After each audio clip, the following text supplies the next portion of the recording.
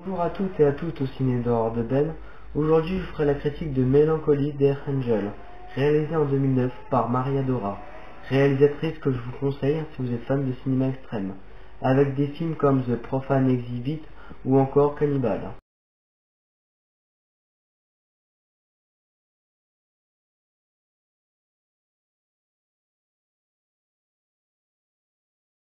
L'histoire est celle de deux vieux amis qui se rencontrent. L'un d'eux est en phase terminale d'une maladie très grave. Craignant alors qu'il va bientôt atteindre la fin de sa vie, il décide de s'adonner aux plaisirs les plus sombres qu'il avait enfuis en lui. Côté réalisation, c'est du très bon boulot. En effet, Maria Dora a pour habitude de toujours soigner l'esthétique des plans dans ses films, ce qui donne un effet d'esthétique et une ambiance tout particulière au film. Une autre touche personnelle de la réalisatrice, c'est le fait d'intégrer dans ses plans des animaux ou insectes. On peut le voir notamment dans d'autres de ses films. Malheureusement, leur signification dans celui-ci m'échappe. Le film se veut également une portée philosophique. En effet, tout au long du long métrage, on peut citer de très grands philosophes.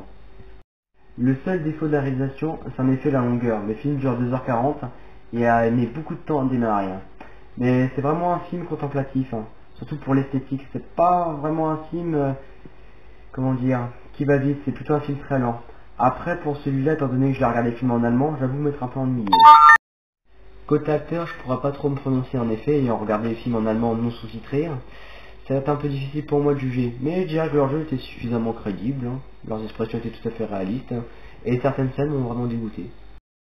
Côté effets spéciaux, ils sont très bien faits, dans l'ensemble très hard. La scène qui m'a le plus dégoûté personnellement est celle de la jeune handicapée et de la poche d'excréments.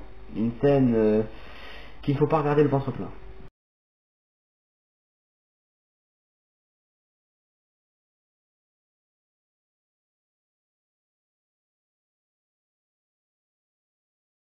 Donc conseillerais ce film? Oui, pour son esthétique et pour son ambiance vraiment très bizarre. D'ailleurs je vous conseille tout autant les autres films de la réalisatrice.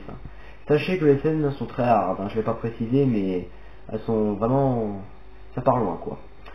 Donc c'est fini pour cette critique, je vous dis à la semaine prochaine, merci de m'avoir écouté, au revoir.